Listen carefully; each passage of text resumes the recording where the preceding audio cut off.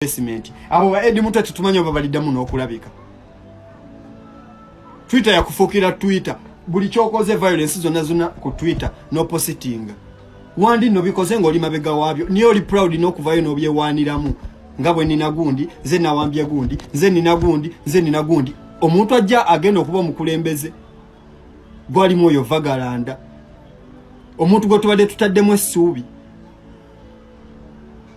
Can you imagine? Mulimu ebintu ebyetaagisa nga byolabira ddala kati byetaagisa okukolebwako. Ensogi sanze eri mu amalibu geetaaga okuziba mu kifo tandikira ku ebyo ebintu naawe otandikidde mu bintu bitatugattako. Drone yakufuukidde drone, basement yafuuse basement, buli anayogera ku kintu afuuse mulabewo. Tuba tugenda maaso oba tuba tudda mabega. Chogamba mbugu ate kati yogala tu wasubi mbegwanga walisanga ate bogenda lyono nanyoli lekenga nga teriri mu yadde kanigusa.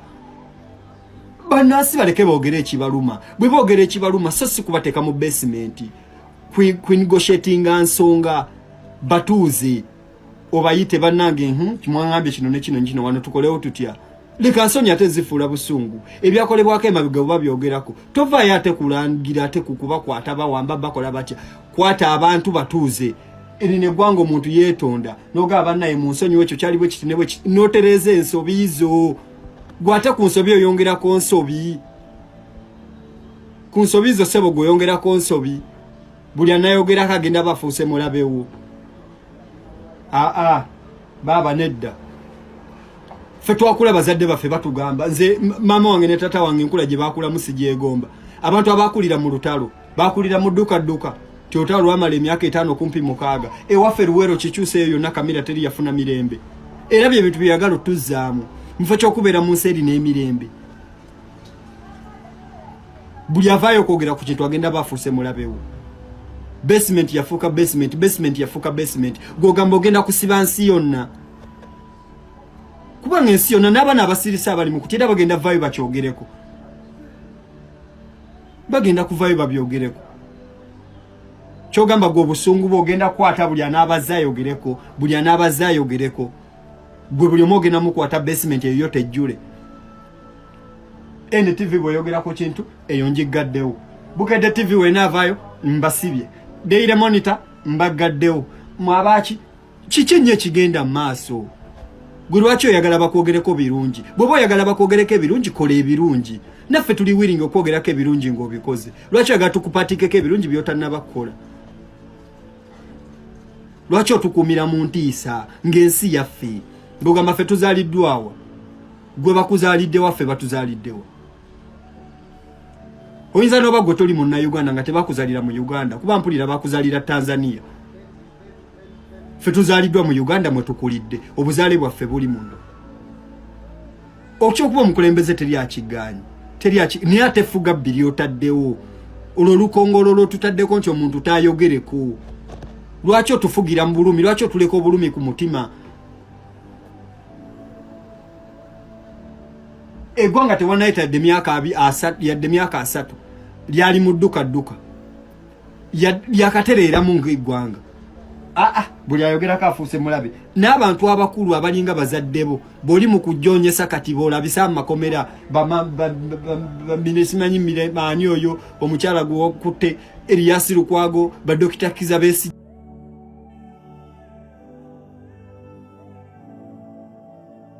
Alright, omawulire ge tulinawo agakagwawo essanyu ewa Robert Kyagulanyi Ssentamu Mitembo Katonda nga yakuwadde n'ennume ekyamazima ezaala wakati nga General Museveni ne gavumenti ye bagenda mu maaso n'okutyoboola n'okunyigiriza eddembe ly'obuntu munda mu ggwanga lya Uganda kakati n'okutyoboola ssemateeka nga we basanze wuliriza otekeko ekigalo akatambi kano katambule ennyo omanye Omuganda asobola okukugamba nti wandikola ekintu okulumya omuntu n'ofundikira ng'oyambye muyambe kkiriza Jano Muwozikane Lugaba bingi byazze ng'akola bingi byazze ng'awandiika bingi byazze ng'ayogera ebityoboola ebikkakkanya ebitajja mu kitiibwa kya CDF omusajja ono kyalimu era nga gye buvuddeko Robert Kyagulanyi Ssentamu Mitembo yavaayo n'ategeeza nti ono atwanguyiza mu mulimu ogw'okulaba nga gavumenti ya kitaawe Generality wabulwa omusajja omukadde ow'enkofiira ate tugimegusa ku ttaka kakati n'ebintu bikaaye ebintu bikyuse ebintu byongedde okubeera nga biddugalira omusajja omukadde ow'enkofiira ng'ate naye kennyini General Mwozikane Lugaba mutabani wa Jenerali Tibwabulwa naye tebimutalizza wuliriza. Ssemateeka wa ggwanga lya Uganda Human Rights Enforcement Act 2019 ezadde akabasa. Kaakati nno wuliriza obuwaayiro section 11 obuwaayiro 2A obuwaayiro 2B n'akawaayiro 2C kaakati nno bino bizaalidde omunyango Jenerali Tibwabulwa era ng'ono takyaweza nnaku ziwera 40 okuvaayo okwennyonnyolako okuvaayo okwewozaako musajja wattu ku kigambibwa nti nga nnaku z'omwezi 2 omwezi ogw'omukaaga 2026 ono yakwata ku ssemateeka wa ggwanga lya Uganda mu nkukutu ate n'amukyusa awatali bannansi kubeera nga bategeera. Kakati amawulire tumaze okubeera nga tugazuula, tumaze okubeera nga tuganoonyereza, tumaze okubeera nga tugakuŋŋaanya, ogenda gawulira, ogenda kwewuunya. General Museveni nga enkola ye bw'azze ng'akikola nga bw'alaba etteeka erimukugira okukola ekintu oba kirinnyirira eddembe ly'obuntu oba kityobola ssemateeka oba nga ayagala okuyisaawo ebibye etteeka eryo ng'alikwatako era ng'alikyusa ng'ayisaawo ky'ayagala kiyitewo oba oliawo nga kimwongera n'okwekuumira mu buyinza bw'ayagala ennyo bwe yakamalamu emyaka 40. Kakati nno lino etteeka nkugambe nti 2019 Human Rights Enforcement Act emulakidde emufuukidde mukwano gwange akabalira ono bw'avuddeyo ate mukwano gwange naggulibwako emisango era abasajja ne bamuwa ennaku ezitasoba 40 z'ayina okuvaayo okwennyonnyolako lwaki etteeka lino yalikyusa mu nkukutu era ng'emisango gimaze okubeera nga gimuggulwako. Nsaba Katambi kano osooka okandereko ekigalo katambule buli Munnayuganda ayongere okubeera nga amanya ebigambo bino mukwano gwange n'okutegeera endulundu y'amawulire gye tumuleetedde olunaku olwaleero. Omugezi nze ndiwo okutematema okutaggula n'okutangaaza ensonga nga bulijjo. Kaakati no Justin Nambeere ku bwa minisita bwongedde okubeera nga bumwegezaamu ono bukyanga aweebwa ekifo kino ayongera buli lukya kusiiwuuka mpisa.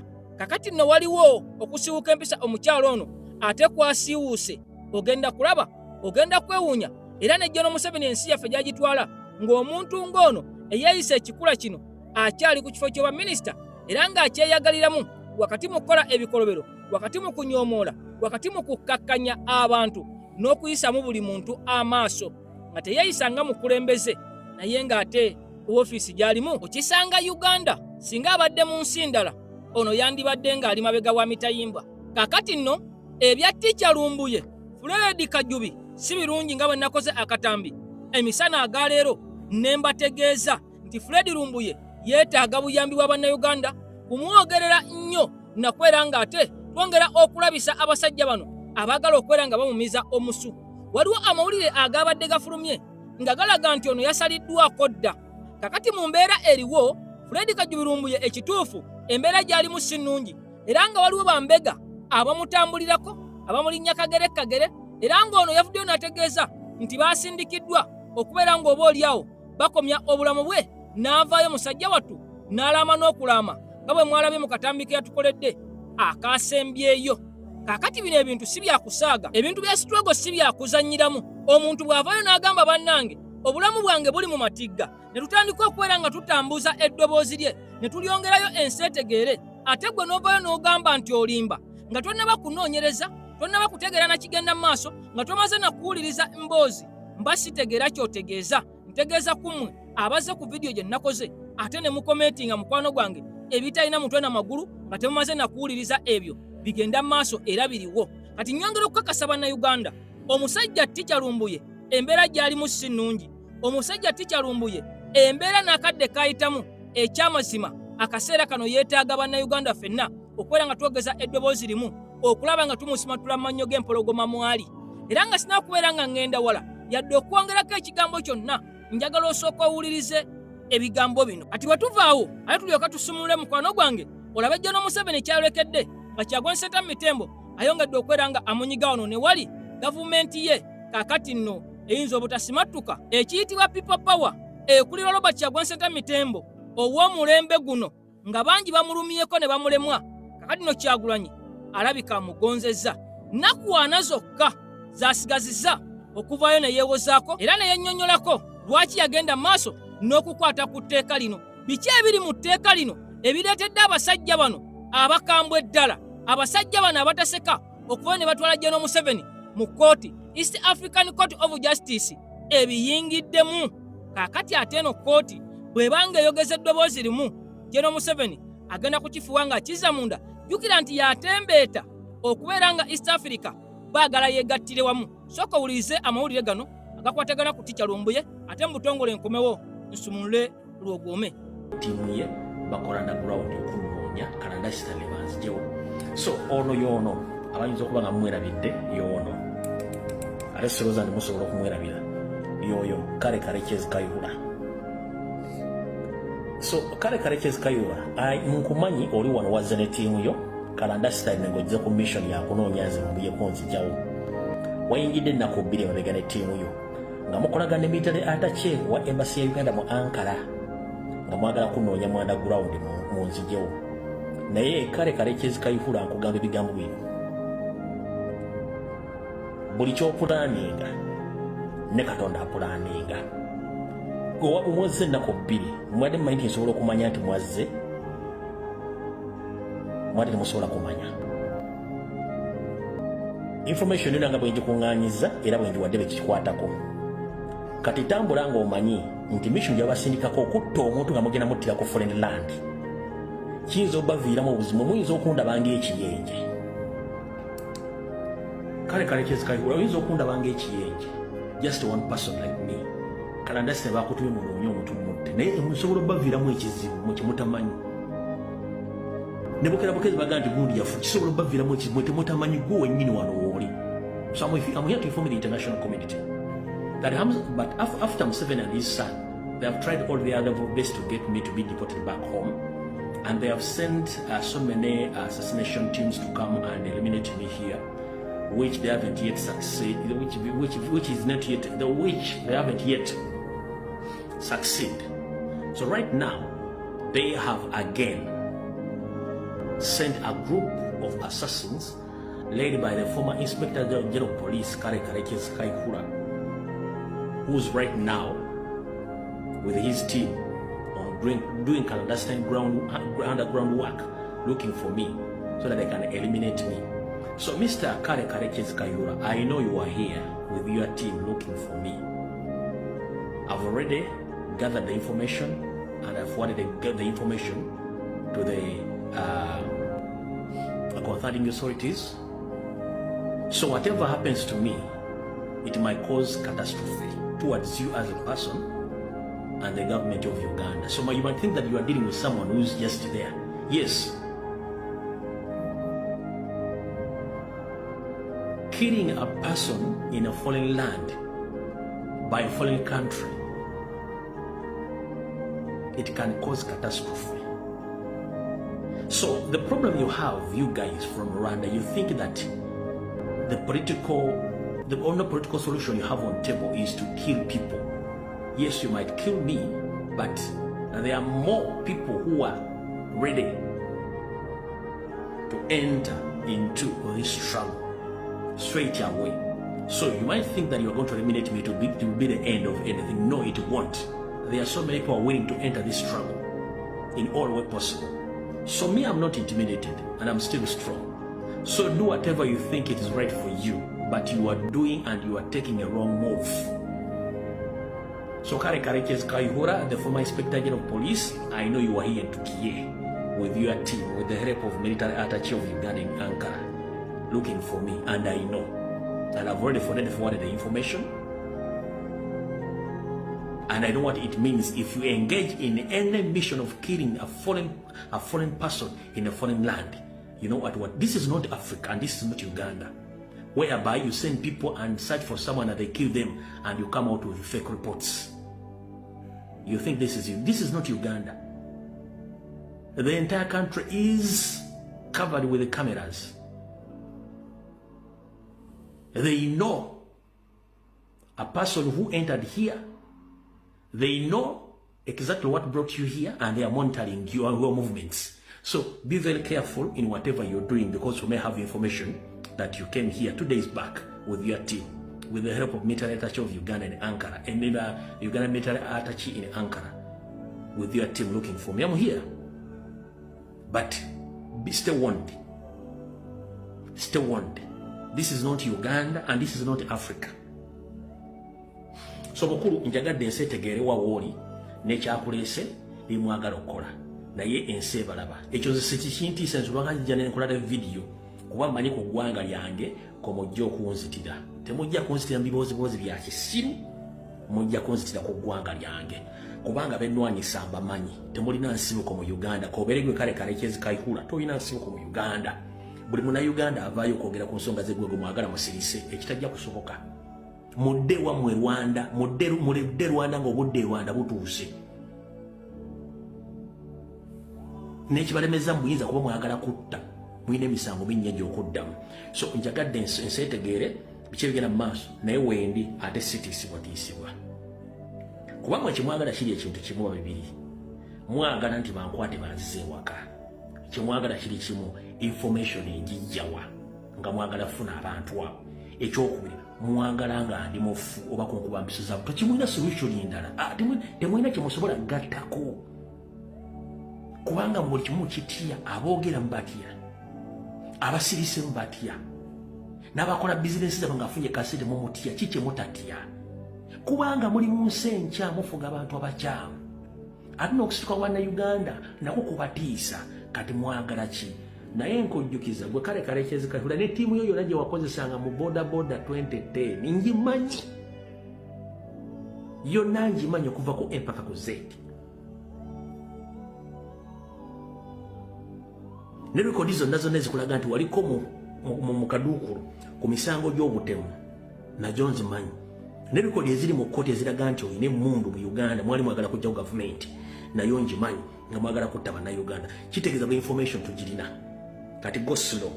I know you are somewhere in the hotel here in Turkey busy watching my live and I know you are watching. Go slow. It's good to use this time to take care of your life because I know you are not well. Take your ARVs and a cup of juice, sleep well. You understand? You are not well as a person. Please take your ARVs and a glass of juice, relax. Government tumusabire ebintu si birungi. Kituufu bakunoonya nno ebyo byo byebyadala naye toliiwo lwakuba wababula. Tisha wange tichalumbuye woyita si wangu singambadde nsobola okufunira passport nga luli nali kufunidde passport singambadde nsobola okukujja waawo nandikujjeewo naye passport ne visa sirina naye kyenina kyenkuwa tikyalumbuye tokkiriza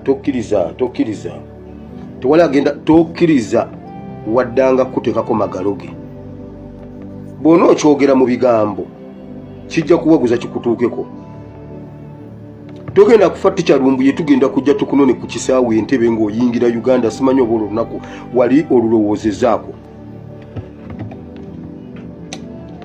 nze nja kubanga nasookayo dda nze nkunga abantu nze nja okuba Segirinya ku olwo nga Segirinya bwe yanona Kenzo nze nja kukunga bagenda okunona tikyalumbuye abadde kinaawe tukube simu ng'ofudde togenda kufa waddanga nga kwata kati amagaloge passport ne visa sirina naye kyenina kyenkuwa togenda kufa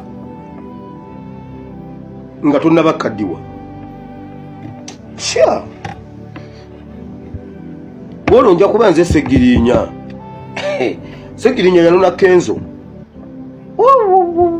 neba netikyalumbuye simanyi oba walowoozaako kwolwo olunaku oyagala kulutulekera wama tikyalumbuye tolina gy'olaga togenda kufa tikyalumbuye bw'onooba wakumalako olutabaalo ng'oli Turkey ojja kumalako olutabaalo ng'oli Turkey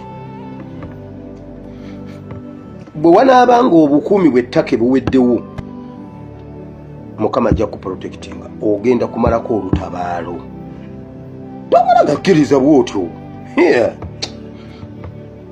kituufu bakunoonya nno ebyo byo byebyaddala naye toliiwo lwakuba wababula toliiwo lwakuba wabalema ba oliwo kuba Katonda akutaddewo mu biro ebifaanana bwe biti. Waliyo ekirala kye bapanga ekipya ebyo byonna bye baabitadde ku ansadi ya Parliament batunoonya naye waddanga tayinza tuteeka lugalu luyadde. Katonda w'abaana akyasobola okukuumira mu ttake olutabaalo lujja kuggwa ng'oli mu ttake ate ng'oli mulamu. Salamu alaikum. Ajati nakalemba omusomi w'edduwa. Bw'oba wenyiye embeera embi yankusomere ku dduwa. Abali ebweru mirimu gigaanyi papula zeesibye kino kyekyoto kwensabira omukisa kobe ng'odiriddawa wali okusabira n'ofuna emikisa. Ky'oba olabanga abirira ebinyonyi ebitalina kyakulya naawe atalina mulimu jankusomere ku dduwa ofuna omukisa. Eno ennyanja kwesira buli kimu ekisira ne kiba kikujjudde nekikasuka mu nnyanja nekikunta nekigenda. Nze Ajati Nakalembe kambawo ennamba yange yeeno 0752375 temuddeeyo nemwebakira ebizibu mukole ku nnamba yange eno. Amawulire amalala galiwo gategeezezza nti gavumenti ya Amerika basindise omukungu mu kkomera e Luzira alambule ku musajja gwe bayita Okero. Okero ono eyatta abaana beggaba ku ssomero n'ayanaamiriza ensi eno musibe ali wali we bayita ku Murchison Bay oluvannyuma lw'okumujja mu maximum prison kati ali mu Murchison Bay Luzira awo still waafunira obujjanjabi kubanga musajja mulwadde w'ekirwadde ekya sickle cells. Amulege tuyina gategeezezza nti gavumenti ya Amerika esindise omukungu n'agenda mu kkomera e Luzira okucekinga ku munansi waabwe. Jjukira nti musajja mukulu Okero munansi wa ggwanga lya Amerika. Kati Amerika tetera kuva mu bantu baayo nga bwe nabagamba nti citizen wa Amerika yenna ne bwabeera ng'ali ate oba ali ate Amerika esigala emulwanirira. Kakati Amerika teri mu kupushinga oba olyawo Okero agende maaso n'olweka nti oba olyawo ateebwa, wabula Amerika eyagala kulaba omusibe waabwe munansi waabwe ali mu mbeera ki, era tegedde nti bamusindikidde omukungu n'agenda n'amulaba gavumenti ya Amerika. Amulege tulina gategeeza nti Okero envoyi gwe bamusindikidde amubuulidde ensonga nnyingi nti nejje buvuddeko yasimatusa okuttibwa abakyala bye yasanga mu kkomera e Luzira baali bagala omugajambula. Ebweru tali famous ne munda mu kkomera nti abasibe bwe bamulabako baagala mugajambula nti lumu baamusanze ng'akola exercise ne baagala omugajambula Okero. Kati embeera nga bwetambula bwetu bwerine nga Amerika emusindikidde omuntu agende maaso n'okayika nti oba olyawo amulambulako balabe Okero ali mu mbeera ki akadde kano agenda maaso n'okabika nti waakiri otugoberera wonna w'osinzira. Kakati ebimu ku biriwo Okero ng'ayita mu balooya be apushinga nti obulwadde bw'alina bwetaaga okujjanjabirwa ebweru era ayagala kufuluma. Tukitegedde nti waakiri bamujjanjabira ebweru. Ekirala ekiriwo afuna updates okuva mu balooya be nga balooya bano Okero ayagala bapushinga nti ekibonezo kibamuwa kikakali nnyo newankubadde nti yannyonnyola kkooti byonna ebyaliwo ebisinga ebikola tategeera kubanga nti yalina obuzibu ku bwongo.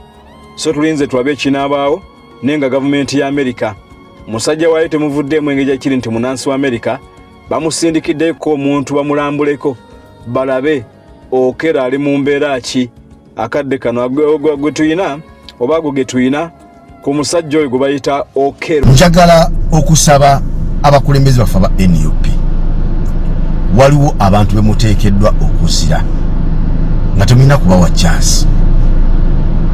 Omanyi buli lw'oyagala okuzannya n'embizzi eba ejja kusiiga ebisooto kubanga yeezannyira mu mazzi makyafu eba erina okusiiga ebisooto. Katosobola kubeera kubanga oyagala kwekipinga ng'oli clean ate osalewo okukkiriza okuzannya n'embizzi gy'omanyi nti yo ezannyira mu bisooto ezannyira mu mazzi makyafu, otherwise naawe eba egenda kukyafuwaza. Oba okitegeera oli musajja muyivu munnamateeka omutendeke ayogera buli kyoyogera nga weegendereza kubanga olinamu ekitiibwa kiri kyofiiringa munda mu ggwe kyotayagala kubeera nti kityoboolwa kyononeka bakutuuza ku pano ne tikitoka atalina mu nsi kyafiirwa kasitaba nga afuna content gwagenda postinga atambule oba kitegeera eyo oba okoze ensobi igwe oli intellectual oze kunnyonnyola abantu mateeka na buli kimu bwe kiteekeddwa okukolebwa ono tikitoka yayagala content ate nga content asinga otambula wa buvuyo kati alina okucreatinga wa akavuyo eva okusobola okufuna content watambule amanyi byakuyombera abasajja omulaba era talina amuwadde ensa alinza oga nti kasirike awulize. Can you imagine nchagambo ikani shut up ekyo ng'okigamba omusajja omukulu nga bakigamba gwe kanso omulamba honorable omulamba mu shut up nekyange era okoma ku programu n'oyo omujega n'omulala omukulembeze wa NUP alabye programu eyo nga bukeera ekyanga nawe bakuyita ku NBS nga baleeta tikitoka waabwe mbujjo odibetinge naye nga naawe ogendayo ng'akumanyira watyo ng'akuyisamu ati amaaso ng'ate ovaayo onyiize oba wanonyeeyo ki mwesonyiwe programu yonna gye babatwala ku pano nga kuliko tikitoka bamuleetera tikitoka banne babayogera nabo omuntu eyakava ewaabwe nga lwe yakuba omutwe waabwe bepaba bamwaniriza nakumubanja emasaka yavaayo bamulangira bubbi bulyaye bulyake n'okutuusa olwaleero atya n'oyitayo emasaka kati omuntu alina likodi ezifaanana bwe zityo ewaabwe gye bamuzaala ekyo kye bamumanyiiko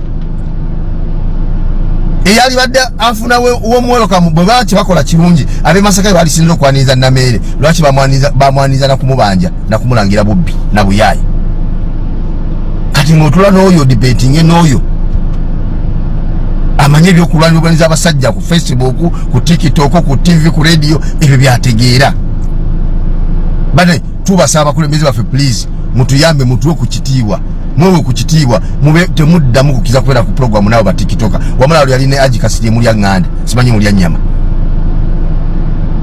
oba kitegede the same thing era nga n'ekyo mulala addayo oyo mumwesonyiwe mumanye ntategeera oba otegeera ekikutwala mu programu n'omuntu lwaki odibetinga n'atategeera naawe akufuula atategeera please tubasaba mwewe value bakulembeze baffe mwewe value temumalaga debating na buli muntu tikitoka oyo mumwesonyiwe yaba anoonya content please mumwesonyiwe. Abalungi abatuuliriza era abatulaba olunaku olwaleero tukyaddeko ewa Sheikh Ashraf Dembe. Sebo sanyusa okubalaba amannya agange Sheikh Ashraf Dembe akola ku bizibu by'enjawulo omuntu singa balina ebirwadde musomereddwa tunywa amazzi ga lukuya nga bw'obadde ogalaba tugenda abantu ku kyoto ne twokya emizimu emibi egibabaamu n'okulombeddwa abantu singa abeera ng'ali wano atuuse sobola okumulombereddwa ne waba atatuuse nga mpadde amannya ge naye ng'ali wala naneetaase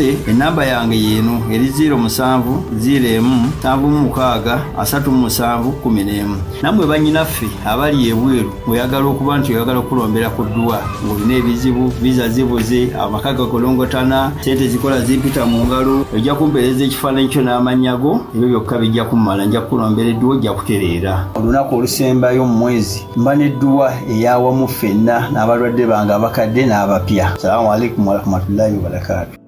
Museveni yakkirira mu kooti n'akozesa abalamuzi wano wammanga ne bascrappinga oba ne bajjawo sections ezitangira mutabani we saako n'abanene mu gavumenti okutulugunya abantu n'abamagye ne poliisi section eye11 wanti wa section 11 akawaayirako okubiri akawaayirako okubiri B n'akawaayirako okubiri C.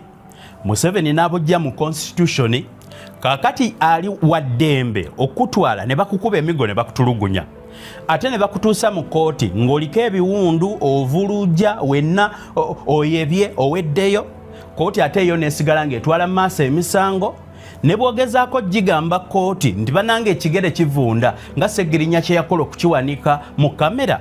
Kakati akawaayiro baakajjamu mu constitution baakajjamu ennaku z'omwezi nga 2 June 2026 bw'oba obadde tokimanyi. Abalamuzi 5 be baatuula. Abataano bano baakulirwamu omulamuzi ayitibwa Oscar Kihiika, bassebo ne bannyabo ne munne Margaret Tibulya.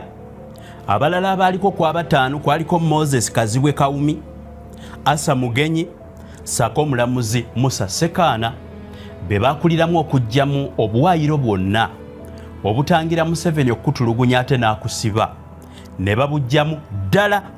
Bw'oba obadde tokimanyi, njagala okukikutegeeza nti baabujjamu nkiddiŋŋana nga 2 Juni 2026. Naye kankuzeeyo nkunnyonnyole bulungi.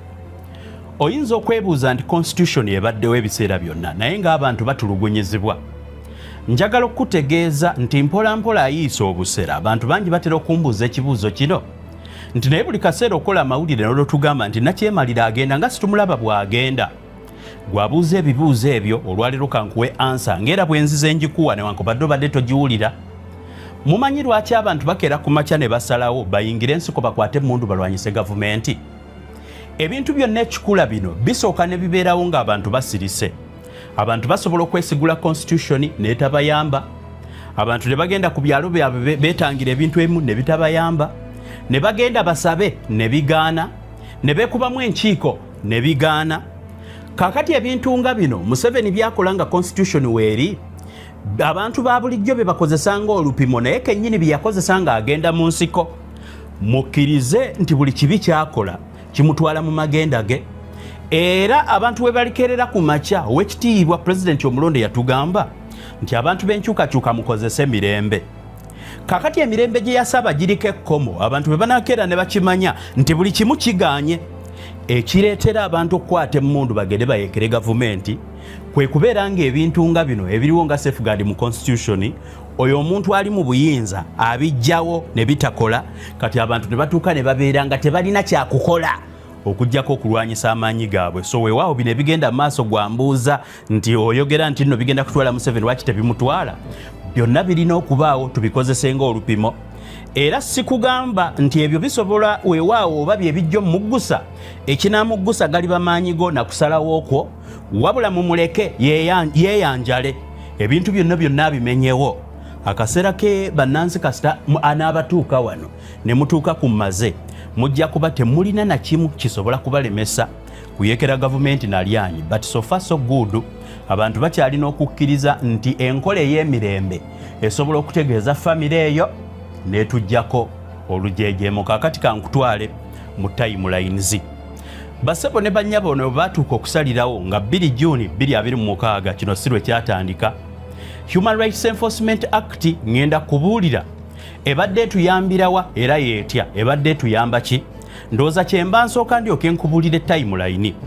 The Human Rights Enforcement Act yateekebwawo mu mwaka gwa 2019. Eno yalimu obuwaayiro obwaggiddwamu nga buno buli mu section ye-11.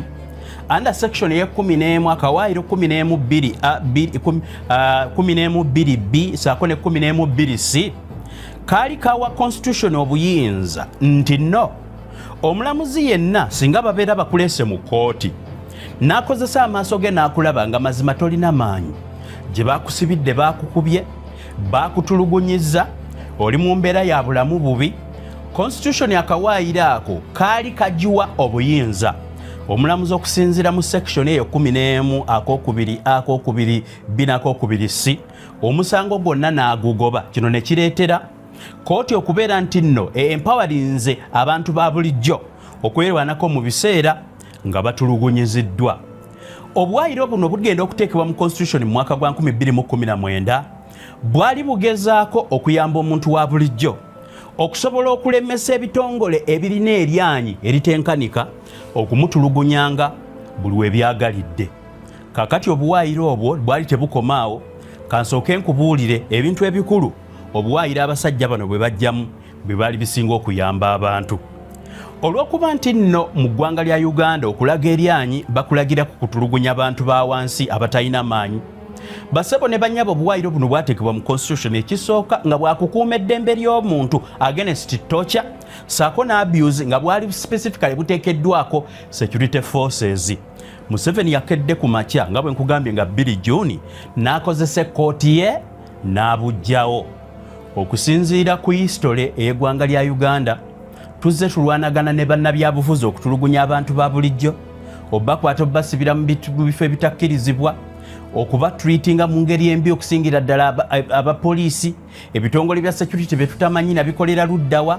Kaakati kino etteeka lyateekebwawo nga liri straight clear nti bw'otokyalinga omuntu yenna okusobola okumuggya mu confession.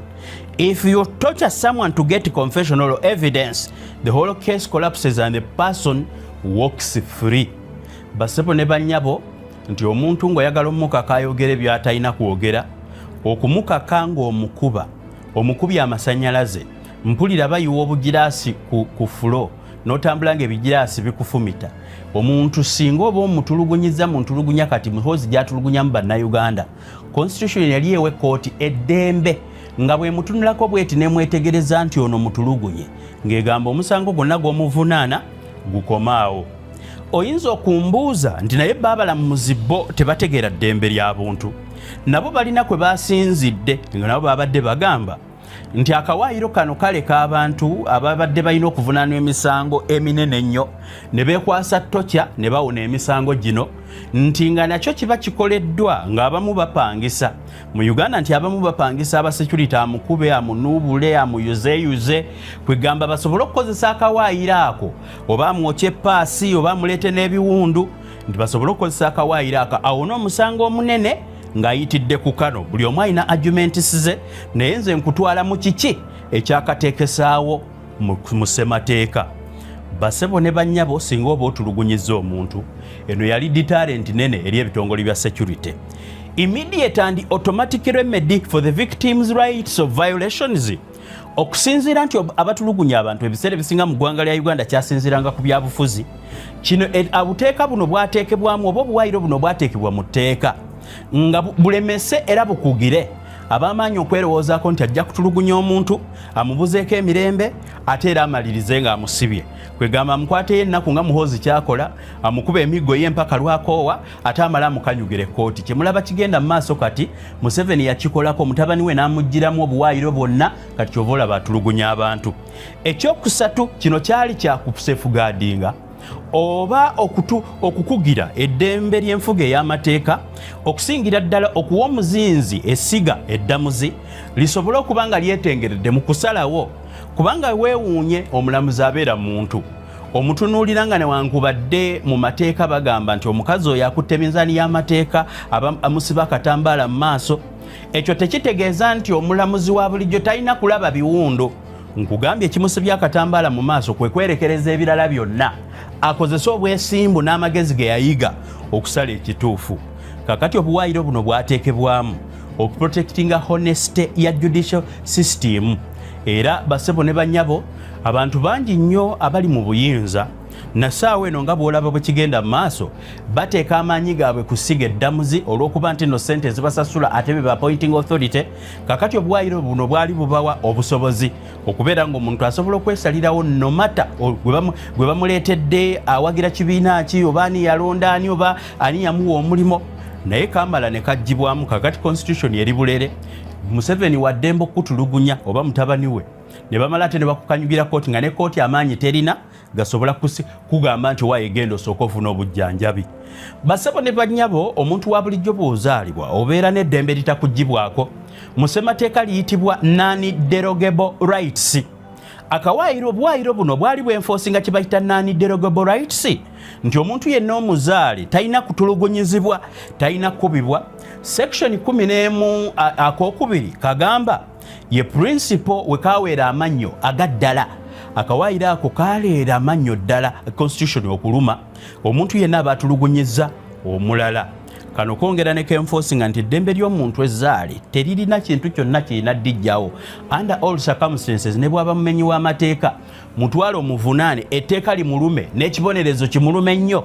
Bw'aba se muntu akalabba kakyaliyo mu Uganda, bw'aba ina kyakoze life imprisonment gyeri naye nga tonnaba gumusingiza everyone is known to be innocent until proven guilty watyanga omukubye n'okizuula oluvannyuma nti si ye yagukola watyanga omutulugunyiza n'omwokya paasi n'okizuula oluvannyuma nti owakwata mukyamu watyanga erinnya lye lifaanagana n'erya criminal watyanga kamera weewaawo kwolwo olunaku teyaliiko n'ayitawo ebyo byonna bibuuzo bikulu era obuwaayiro buno bwali busafeguardinga naye ye Museveni n'abugjawo ba ordinary people abantu ba bulijjo etteeka lino libadde libayambira ddala okusobola okubeera nga tubeerawo kakati basebo ne bannyabo byatandika mu Septemba wa 2024 I think ndowooza zaali 19 Septemba balooya basatu bano wammanga be batandikiriza okwagala okugjawo obuwaayiro buno mu ssemateeka omu baali bamuyita Faruku Muhammadi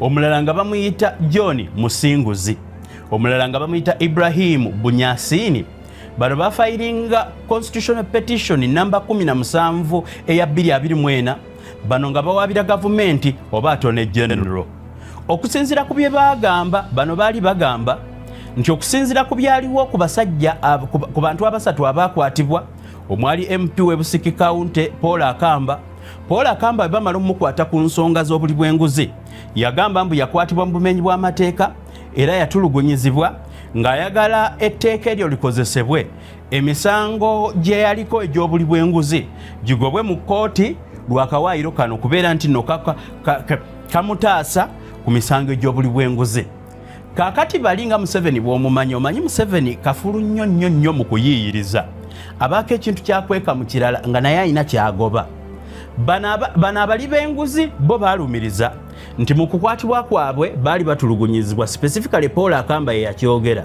ng'asaba kkooti egambe nti bwe kiba nga mwamukwata mumutulugunyiza ne gino emisango gy'obuli bw'enguzi tugigobye kakati bali abafere kwe basinziira mbayise bafere olw'ensonga nti ekintu kye baakola tebaamanya nti kibikkula akalimu obuwuka eri munnansi n'asembayo wansi okubeera ng'atulugunyizibwa nga bulijjo bwe bikolebwa bintu bya Museveni kubeera ng'ayisaawo by'abaira ayagala bano baakeera ku makya ne bagamba kakati ne bagutwala omusango okuva 2024 kakati jjo muhozi lwatabusa okwagala okuwamba abantu petition eno yateekebwayo dda Museveni n'alinda weenamugasiza bw'atuuse n'alaba nga mutabani we asusse ng'era emisango gitandise omuluma mu kkooti ng'abantu bangi batandise omugulako emisango gy'okutulugunya abantu ne bakakoowolako n'akozesa abalamuzi basasula basebo ne bannyabo Oscar Kihiika Margaret Tibulya Moses Kazibwe Kawumi Asa Mugenyi ne Musa Sekaana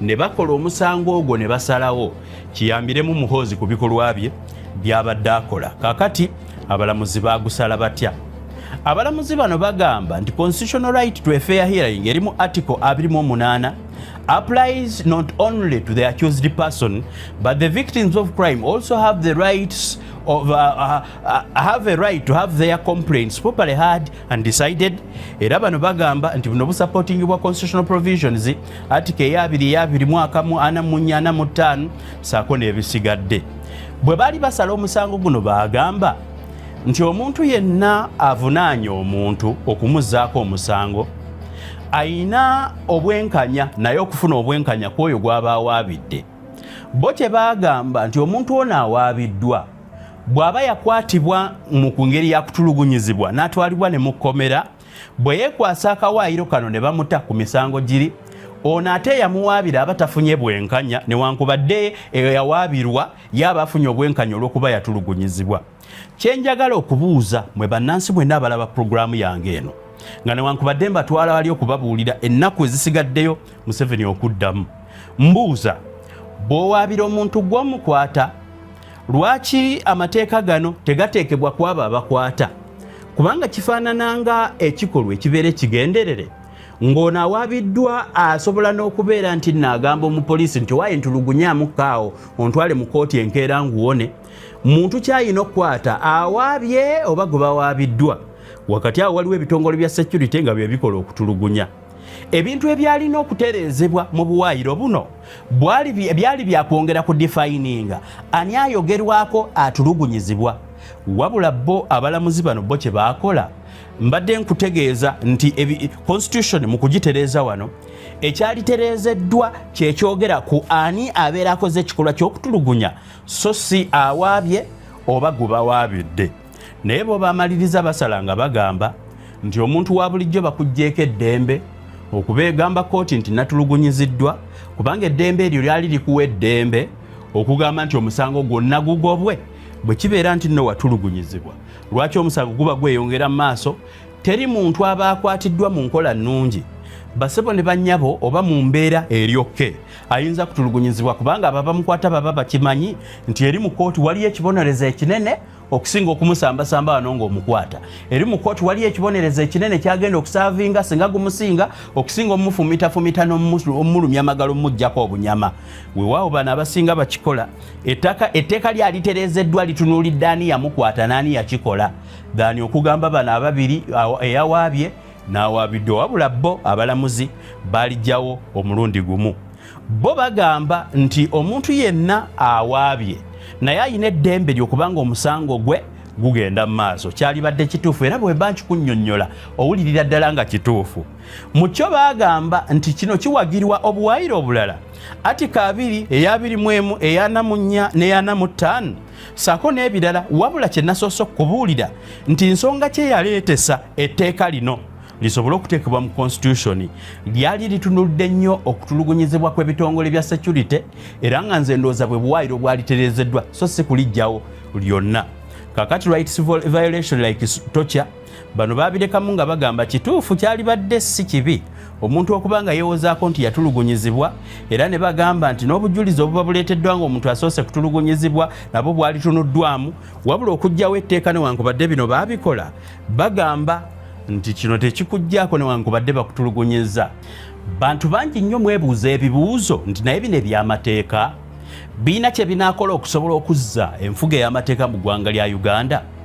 Bantu bangi nnyo era mwebuuza ebibuuzo nga bisonga ku bwetengerezebwa kkooti nga bangi temukyagirinamu bwesige nti ebintu byonna byongera kwonooneka amakooti go weegali n'emisaala abantu bafuna naye tewali kikyuka.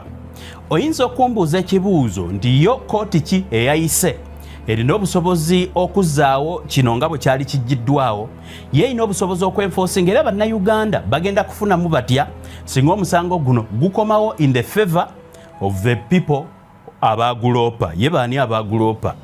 Basebo ne banyaba okuva constitution eyo okuva abalamuzi bali lwe bakajjamu akawaayiro mu constitution.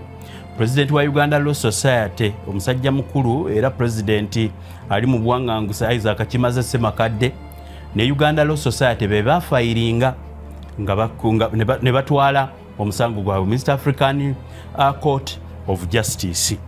Kakati East African Court of Justice First Instance Division ye yawadde Museveni ennaku 45 okubeera nti nno awaayo okwewozaako kwe. Kankuyitiremu mu timelines ate nkutwale nkubuulire kino East African Court of Justice newankubadde nga ruling tisobola gifuna in our favor esobola okuteekesa mu nkola ensala yayo gyesaze.